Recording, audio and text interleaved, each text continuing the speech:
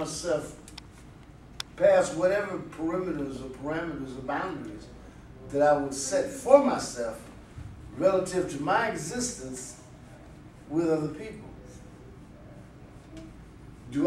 Should I gain that capacity? Yes. Why do you say yes? Well, because I mean, that's the whole art of human life. What do you mean it's the art of human life? You mean to tell me that you as a young person was actually guided and taught about human existence? Well, I mean, I wouldn't say that. I think there's a lot of trial and error involved. So most of us do not have, people who are guided. Does everyone agree with what she's saying? In other words, when you were growing up, were you taught about human existence? About the dynamics of human existence? About the interaction, huh? You weren't? No. Is that right? Were you? No. Then why do we all have so much to say about it now? I was going to say that you can be involved in that at such a level. It doesn't have to be, way up. One person said that you can teach 1-year-old algebra, and folks are, what? But there's a level at which you can introduce algebra, and it'll evolve into what we know as, formulas and symbols and all that stuff. But you, at a lower level, you can certainly get involved in it. Okay. You can learn about it. All right, now, at the same time, I think you were suggesting that maybe this bird was teaching itself something that should be important to every individual about the interactivity that takes place, the dynamics of interaction between entities as they exist. Could there be a moment in our existences when, if we do not know how to deal with these particular dynamics, that one dynamic individual can come along and all of a sudden handcuff our capacity for freedom, to be free? Yes. If we don't understand what's going on with this whole thing about life, do you mean that somebody can actually throw in dashiki and say, "Odao," and next thing you know, everybody's running behind them with their, spear in their hand, right? Is that right? All of a sudden, based on what? What happens? What happens?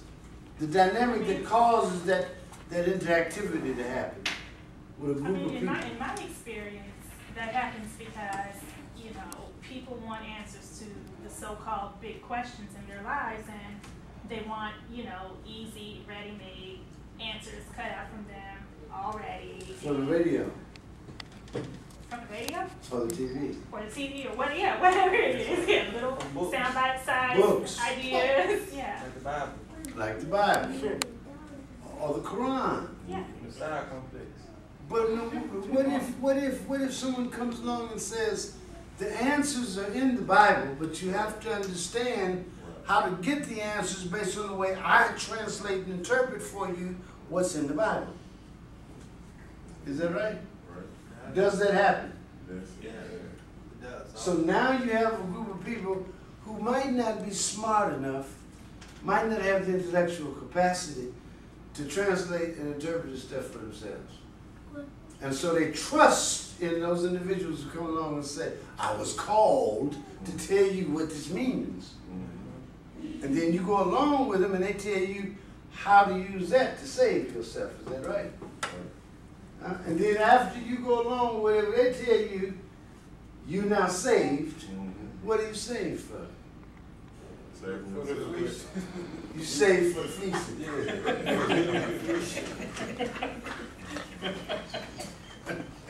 Anyway, it's important. It's important for us all, I think, to reach out and to really understand what this bird was going through. Did he really go through some real problems because of his affection for his friends and his loved ones when they no longer cared for him because he wanted to improve himself? Yeah. Yep. Why did he go through these problems? Man, like I said, I haven't read the book, but personally, Have you ever had the person in your experience? personally, my experience, you know, you become an outcast because your family. If But they don't have, you love your family? I love my family, but if they think that you see life different from the so-called norm, then either something's wrong with So you saying your family wants you to be normal? Your family wants you to be normal, right? Right. Whatever their perception of normal is, that's what they want you to become. Mm-hmm. Maybe, you know, because maybe fear of, you know, something happening to you, and you decide to go outside the box, think outside the box, you know.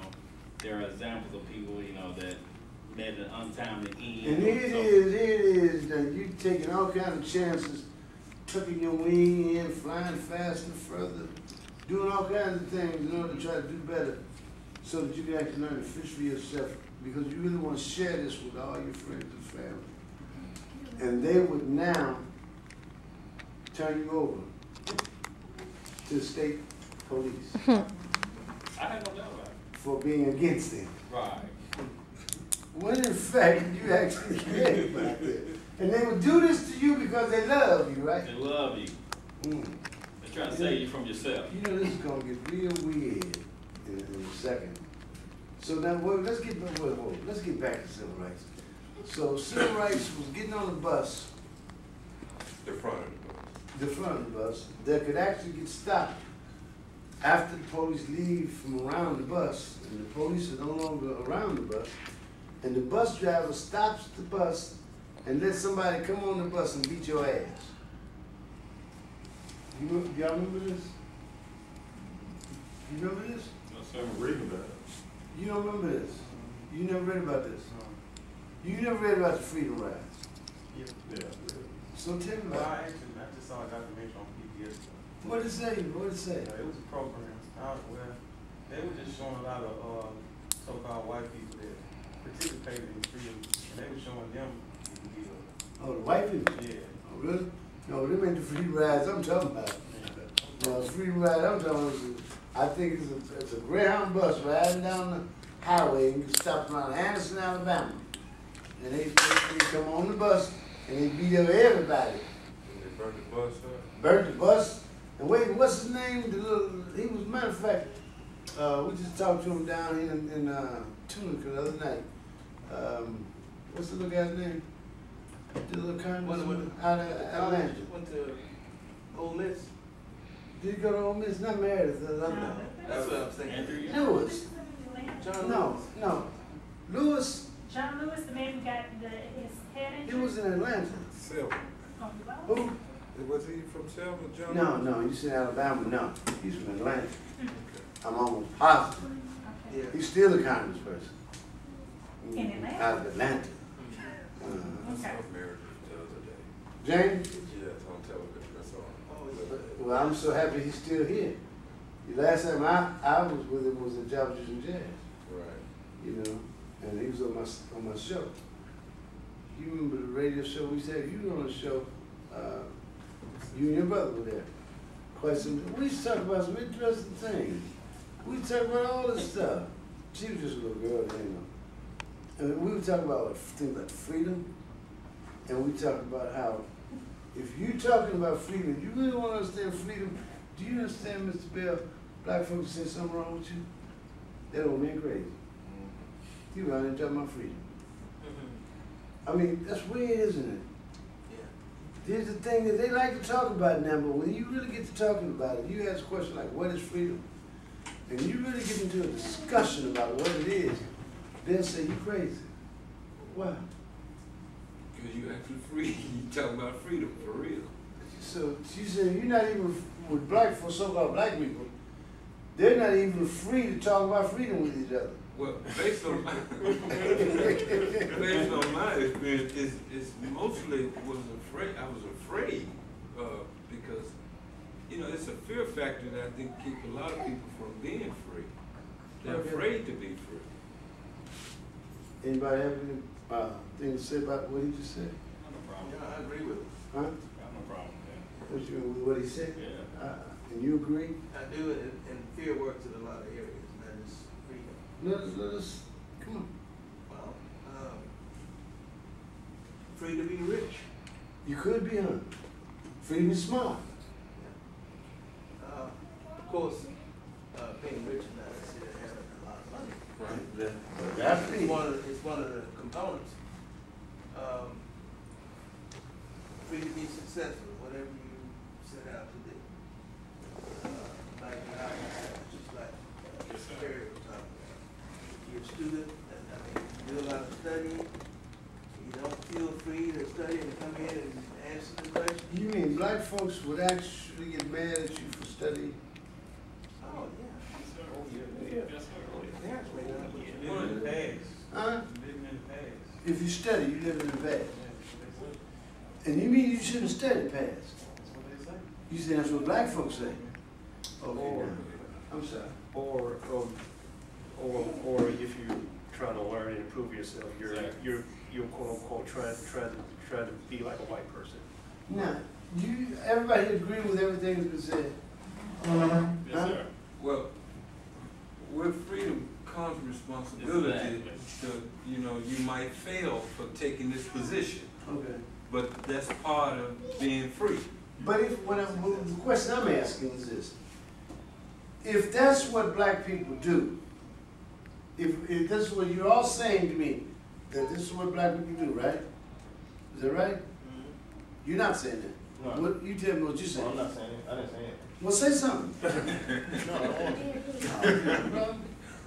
But now, do black people do the things that you all talking about? Oh, yeah. Oh, yeah. Then why would you choose to be black? No, what I need is a reason why you choose to be black. I said I didn't choose to be black at first. You didn't choose to be black. What did you choose to be? What did you choose to be? I said I'm God. That's what I said. So you saying in the beginning, as far back as you can remember, you was always choosing to be God. I had to come to that knowledge. So you mean recently? Yeah. All right. Before the recent period of time in your life, what were you choosing to be? I just knew myself as black, and that's what I was taught. You were choosing to be black. Because that's all I see. No problem. All right, now, my question is if this other thing may have been there that you were seeing and realizing, why were you choosing to be black? I do understand what you said. See, As soon as you came upon something that was showing you another way, you were quick to grab onto that. That's good. That's good. The only thing I'm trying to get into is when you were choosing to be black, why were you choosing to be black? Hold on. Yes, ma'am. Okay. Well, I think that, I think that for a lot of people, I think that for some people, myself included, that black is a little different than the other words that people of color use to identify themselves. Such as? I think black is in a different category than, say, Negro or colored for some people. Okay. Because, there's a history of the evolution of the term black, which does speak to power and to resisting oppression. I like what you're saying. It sounds very intelligent. But hold on, before you go forward, what is the history of the term that she's saying being black? Didn't you, please, make the statement again. I think that black is in a separate category from the other words that people of color use to describe themselves. The reason I think it's in a separate category is because the evolution of the word black and the evolution of the way that people of color use the word black speaks to power, self-improvement, resisting oppression. Stop. Okay. What is the evolution of the word black relative to what she's talking about? You, Little Terrence? Well, I don't know. I don't know. Man, So, In my day, if someone calls somebody that, you got your butt. so now we're going to start angling toward what she's talking about relative to the evolution of the term. Because we've got to evolve from that time that you're talking about to a time when she's talking about, which is much later. So there's got to be some type of evolutionary process that takes place to get us to where we feel comfortable about the term black. Is that right? In the meantime, we start back in that time you talking about, you got ass kicking coming for suggesting this somebody is black. Right? You still can't. You still can get ass I've kicking. actually used that experiment. I called somebody old, stanky, black, and they got mad because I used the word black. Right now, you talking. Right now. But if that's the case, then we haven't evolved. But let's get back to your evolution. I mean, 'cause I think like Richard Wright and some, you know, authors around this time were presenting a different idea of blackness, black power, you know, the whole political notion of black power, I think. But are you suggesting that everybody was reading Richard Wright and Arthur Schoenberg and Carter G. Woodson and others in order to evolve intellectually with this thought about dealing with this word, that we could actually, step by step, come up from getting our ass beat to whereas now we would look at ourselves with pride when we say we're black people? Is that what you said? They were all reading? No, not now. Oh, so you mean there's a lot of people bullshit? I mean, I'm trying to figure out exactly what we're saying to each other. I agree with you, but at the same time now, I don't want us to be guilty of intellectualizing like that happens out here when people all of a sudden start with this whole intellectual aspect of this, and we don't all get it. There could be some, I'm just saying, there could be some of us who are not getting what she's talking about when we start talking about how this thing evolved. Is that possible? Huh? James Brown came with his piece, Black. All right, so what you're looking at is you're looking at the program and a way that a lot of people started actually being programmed in a way where they could feel better about themselves through song, through music. The word was getting out. The word is actually getting started with what she is suggesting by people like Richard Wright and by others, Stokely. They were starting to get this thought out there. Along comes a musician who translates this intellectual thought that you're speaking about into language that the population, that the public, the people could actually understand. And so James said, I'm black and I'm proud. Right? And then all of a sudden, people start saying, I don't want to beat you up for being black. I'm black and I'm proud, brother. We together, brother, my black brother. Right? Yeah. That's what you get. And even like other people of color, like Vietnamese people started saying I'm black, and like Matter of fact, Chinese people. in the neighborhood I grew up in Chicago, when the stuff got started, we was up here on Cermak and ran by the Chinese restaurant, and it had a sign, me colored too. Really? Wow. All the stores were burning down. He trying to stop that burning activity. He put a big sign in the window, me colored too. And they are, and you're right. And all around the planet, all of a sudden, it wasn't so, well, how did it all around the planet before that time? Why were people of color thinking that it was wrong to be colored? Huh? No, I was about to ask something similar to that as well. I'm glad that was in your brain. That means the abstract, you know what, you're looking at a puzzle out there. You know, how many pieces is the puzzle? You're putting together a puzzle. How many pieces is the puzzle? 1,000? 5,000? What? I mean, how many pieces? How many pieces do you have him doing puzzles? Sometimes Well, how many pieces are there? like maybe 50 pieces. Well, we got to get him up to at least, what? At least 1,000. So, now, what's happening? You see, he's got to recognize, find some kind of way, mentally, one little piece out of the whole 1,000 pieces.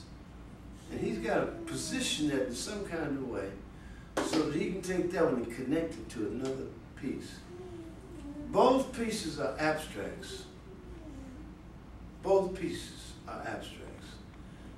Now, he's got two little abstracts hooked together. Now he's got to go through all the rest of these number of pieces and keep hooking those small pieces together. You see, that's how you really learn. You got to hook them all up until you finally get what? Till you get this picture, what she just said. See, all the abstracts have to come together to form the picture. Some kind of way we want to get the picture without actually piecing the abstracts together. That's not the way to learn. So we've been learning in a very chaotic, confusing way. And we've been swearing that we're learning. So maybe we're lying to ourselves and each other. And as long as those lies take place, guess what, y'all? Can't nothing good come out of it. Can't nothing ever happen. Not until we actually do the work. You know, when I was a young child, I remember watching the Israeli-Palestinian fight going on. Oh, really? And were you young then? I was very young. That was just the other day. No, I'm not young. But I remember at that time, the tanks rolling down on Tillman Street. Right. And I saw that in Beirut. And the kids was Throwing rocks. at the tanks. At the tanks. And we were saying, damn, this was stupid folks. I mean, I remember this. We were talking about, you mean to tell me them idiots would go running out there with a rock and throw it at that tank? And understand something now. The reason we were saying this is because we had done the same thing in Chicago in the 1960s. And it didn't work. So we knew what was going to happen to those kids, the Palestinians. And that's exactly what happened. They all got mowed down, just like they did in Chicago. Now, how many times does that have to happen? Matter of fact, what happened in China? Same thing. They got. Now, this is weird. I'll tell you what's weird, though. You know what I started thinking when I saw that young man standing in Tiananmen Square? And he was in the tank. Now, we know what's about to happen. You cannot tell me nothing about walk on water or none of that. You see, what happens is, if you walk on water, you sink. If you stand in front of tank, you die. That's right. Tank rolls over you, it flattens you. There's no miracles about to take place here.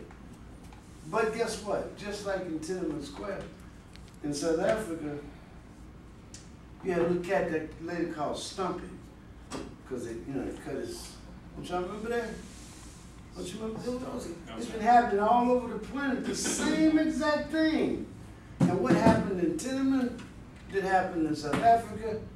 It just happened in Egypt, London. Now it's happening in Libya, Philadelphia. Wait a minute, now this is gonna get weird. Now this thing in Philadelphia, boy, everybody better pay attention. You know about Philly, right? No, Philly, they will drop a bomb on you. Yeah, you got to Back in the 80s. Who was the man? Was he a man? Oh, man. Wilson. His name was good. Yeah, man of color. Yeah, the organization was a group named MOV. Right. But here's the thing. You've got people all over this planet, and they're fighting the same fight. Now, I'm looking on the internet, people are saying good things about Gaddafi, good things about Mugabe. What do you do? You know anything about Mugabe? I know a little bit about Mugabe. What you know about Mugabe? I know a little bit about Mugabe. What you know about Mugabe? He was the puppet for the President of Uganda? No, I don't think it's Uganda. No. Zimbabwe. Zimbabwe. Okay. Oh, that's with the Shona? Beg your pardon? That's with the Shona? Okay, all right, got you. Oh, Well, tell me about Mugabe. Tell me about it. Good guy. What I like that he did, What do you he like? took the property, When did they do all of this?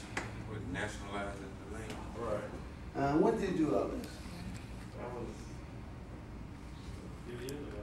For what few You years? can give you the exact date. Well, no, I can give you the exact dates. Right, I know you do. I can give you all of the matter of fact, if we go into the area And we're in, what's the area where they're taking all the uranium out? What's it called? Angola. Is it Angola where all the uranium comes out of? And then we're going to Zimbabwe. Oh, in Zimbabwe, it's weird about Zimbabwe. You know the ancient Egypt? Everybody talk about ancient Egypt. Guess what? The papyrus out of Zimbabwe is older than the papyrus out of the area called Egypt. Now this is going to get real weird. You know that they actually had hieroglyphics with boomerangs in ancient Egypt? You know, boomerangs. Yeah, and hieroglyphic. Now guess what? You know, they actually had some hieroglyphics on walls in Zimbabwe. And on those walls, on those hieroglyphics, guess what you had? Boomerangs. Now, this is weird because where do you find the boomerang? Australia. Well, what's Australia got to do with Zimbabwe and Egypt? Wow, this is going to be real They strange. took that boomerang with them. Well, how did you? It's weird. Now guess what? The animals in Australia, now they get weird because the little thing comes out and it goes and hunts the place that it's got to actually mature. You know, it goes, wait a minute, it goes against gravity, getting there, heads north to get there. Now, really, within, you know, somebody like you, if she gets pregnant, the thing develops inside of her. It don't come out and then get back in. It just stays in before it comes out. But these animals only found where? Australia. It's going to get weird in a minute. You mean to tell me the boomerang is found nowhere but in Australia, but it's in the hieroglyphic on the walls of the pyramids in Egypt, and then it turns up in papyrus in Zimbabwe, and now we're going to talk about Mugabe. And we're going to know something about Mugabe. And you say, you like, what about Mugabe? Something you heard. Yeah. Now, better be careful. Better be careful when you hear things about people. Like, I'm going to tell you something to hear. Gaddafi wrote something. The Green Book? Very important. You read it yet? Some of it. You have a copy. Good. And you better read it and figure it out. And guess what? At the time that he wrote that, he had to be one of the planet's premier revolutionaries. One of the planet's premier revolutionaries. Now you gonna tell me this is the same Gaddafi that wrote that Green Book? There's gonna be some problems there. We're gonna find out some conflict. In other words, if you tell me this is the same Mugabe that actually established what Mugabe was responsible for establishing when they were fighting against something, and when they established what they established, and now all of a sudden, isn't this the same area where they privatized the water? I'm just kind of curious. You do know about privatization of the water, right? You know the companies that actually have privatized the water. You know about that, right? No. Oh, isn't that something? Well, let me ask you a question. Do you know about the cattle? No. You know nothing about the cattle? No, sir. So that means you don't know anything about the contracts that were signed with the Russians who loaned the money to the countries that couldn't get any money from the United States or the West. No, sir. So that means you don't understand that the communists went in with a much stronger contract and agreement about what people could and couldn't do relative to what the IMF went in. You know, was IMF, what is it? What is that? International Monetary Fund. You mean to tell me the Chinese have the same thing and the Russians have the same thing?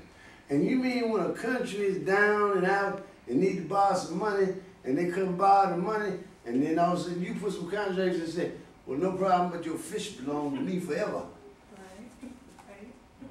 I wonder what Zimbabwe gave as far as when they signed the contract.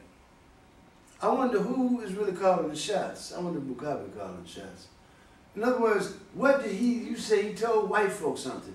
What did he tell white people? He told the white people who are our enemies. The white people, well, what white people are enemies? Now, I do know that, what's his name? What was his name? Rhodes. Cecil Rhodes. How many people did he kill? Oh, good, millions. How many millions? Who were those people? Wasn't he a diamond man too? Wasn't he a diamond man? Yes, he was. Yes, sir. Yeah, but you know what? Let me tell you what people used to tell me about Rhodes College. This is back when she was a youngster coming to Rhodes College. And they used to come and be so mad at me. Why you have our children over here at a college that's named after Cecil Rhodes?